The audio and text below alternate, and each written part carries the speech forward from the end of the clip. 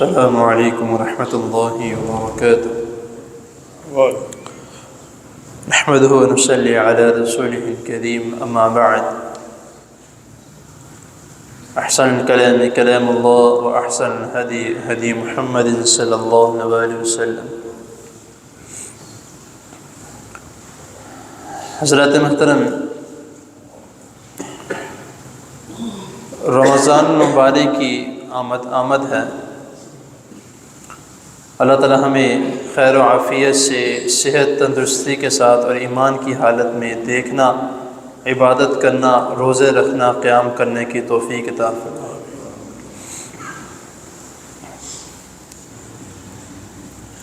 قمری مہینوں میں اور شمسی مہینوں میں ایک جو سب سے بڑا مسئلہ جو پیش آتا ہے وہ تاریخ کا ہے۔ جو یہ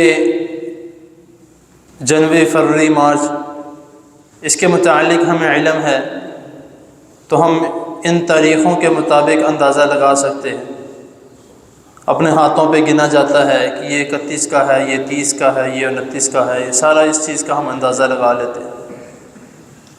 لیکن جب بات آتی ہے قمری مہینے کی، جو اسلامی مہینے ہیں اور جن کے متعلق ہمیں سب سے زیادہ علم ہونا چاہیے، بات آتی ہے اس کی، تو بہت سے ایسے لوگ الا ماشاء اللہ ہیں جن کو مکمل نام بھی نہیں آتے، جبکہ اللہ رب العزت نے قرآن مجید میں اس کا ذکر کیا ہے، ان عدۃ الشہور عند اللہ 12 شہرا فی کتاب اللہ، کہ 12 مہینے ہیں۔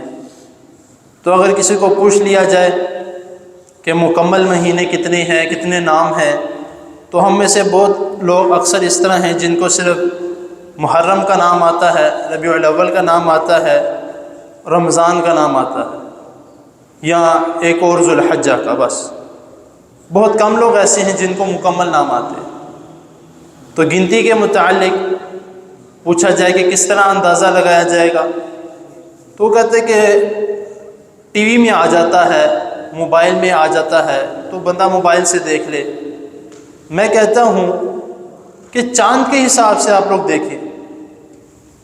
جب نبی کریم صلی اللہ علیہ وسلم نے ہمیں طریقہ کار بتایا ہے چاند کے حساب سے دیکھنے کا، نبی کریم صلی اللہ علیہ وسلم ہمیں دعا بتلائی ہے نیا چاند دیکھنے کی، تو پھر ہم اپنے موبائلوں میں اس چیز کو کیوں دیکھتے ہیں، یا اس چیز کا کیوں انتظار کرتے ہیں کہ ہمیں جو رویت حلال کمیٹی والے ہیں وہ ہمیں چاند کا بتائیں گے؟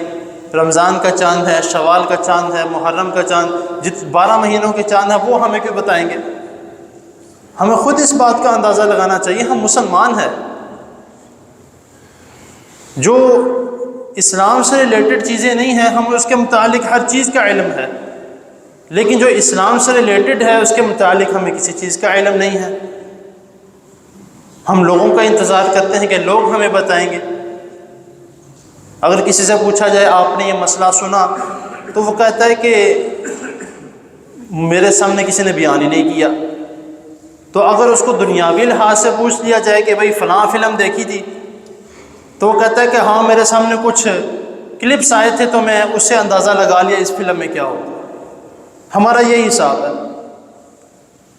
تو چاند کے مطابق اب ہمیں یہ علم نہیں ہے، اس بات کے ششوپن میں پڑ جاتے ہیں کہ اگر شعبان کا چاند ہے، شعبان کا مہینہ چل رہا ہے، اس کی اگر آ جاتی ہے 29 تاریخ یا 30 تاریخ آ جاتی ہے، چاند نظر نہیں آ رہا، اب آپ کیا کریں گے؟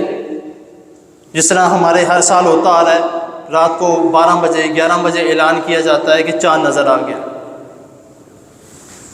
تو کوئی کہتے ہیں کہ اگلے دن روزہ نہیں ہے، چاند کس طرح نظر آ گیا، چاند تو مغرب کے بعد نظر آتا ہے، تو کچھ روزہ رکھ لیتے ہیں، کچھ چھوڑ دیتے ہیں۔ کچھ مسجدوں میں تراویحیں ہو رہی، کچھ مسجدوں میں تراویحیں نہیں ہو رہی۔ نبی کریم صلی اللہ علیہ وسلم کا سنت عمل کون سا ہے کہ آپ صلی اللہ علیہ وسلم صحابہ اکرام کے ساتھ مل کے آپ خود چاند دیکھا کرتے تھے، اور باقاعدہ پوچھا کرتے تھے کسی کو چاند نظر آیا تو جو کہتا تھا کہ میں اس بات کی گواہی دیتا ہوں کہ مجھے چاند نظر آ گیا ہے، تو نبی کریم صلی اللہ علیہ وسلم مکمل اس چیز کا اعلان فرماتے تھے کہ کل ہم بھی روزہ رکھیں گے، تم لوگ بھی روزہ رکھو گے. لیکن ہمارے ایک ملک ہے لیکن شہروں میں مختلف کام ہو رہے ہیں. جو کم از کم ملک ہے اس میں تو ایک تاریخ کے مطابق ہونا چاہیے. دوسرے ممالک کی بات نہیں کرتے. شعبان کا چاند ہے، حدیث میں آتا ہے کہ اگر تمہیں شک پڑ جائے اس کی آخری تاریخ کا تو اس کی گنتی پوری کر لو، 30 کی گنتی پوری کر لو. اگر چاند نظر نہیں آتا، بادل ہے یا کوئی ایسا مسئلہ بن گیا چاند نظر نہیں آتا، اس کی گنتی پوری کر لو. لیکن اگر چاند نظر آ گیا ہے تو پھر روزہ رکھنا شروع کر دو. اسی طرح رمضان کے متعلق ہے کہ اگر رمضان کے آخری چاند جو شوال کا نکلنا ہے وہ نظر نہیں آتا تو اس کی گنتی پوری کر لو. اگر نظر آ جاتا تو وہ 29 کا کر لو. تو جب ہمیں طریقہ کار نبی کریم صلی اللہ علیہ وسلم نے بتایا ہے تب بھی ہم جو ہیں وہ انتظار کرتے ہیں کہ کوئی ہمیں بتائے گا. تو ایک مسلمان ہونے کی حیثیت سے کم از کم جو اسلام سے ریلیٹڈ چیزیں ہیں اس کے متعلق ہمیں علم ہونا چاہیے. اور آگے اب یہ جس طرح انشاءاللہ تعالی رمضان کی جس طرح میں نے آپ کو بتایا تھا کہ سلسلہ یہ دروس کا چلے گا، تو اللہ تعالیٰ کی حضور دعا ہے اللہ تعالیٰ ہمیں اس کو سننے کی، اس پر عمل کرنے کی توفیق عطا فرمائے انشاءاللہ تعالی. اسی طرح ہی آگے جو باقی رمضان کے مسائل ہیں، جو سنت کے مطابق اعمال ہیں، سنت کے مطابق دعائیں ہیں، انشاءاللہ تعالیٰ اس کے مطابق آپ کو بیان کیا جائے گا. اللہ تعالیٰ مجھے بھی اور آپ کو بھی اس پر عمل کرنے کی توفیق عطا فرمائے. جزاکم اللہ.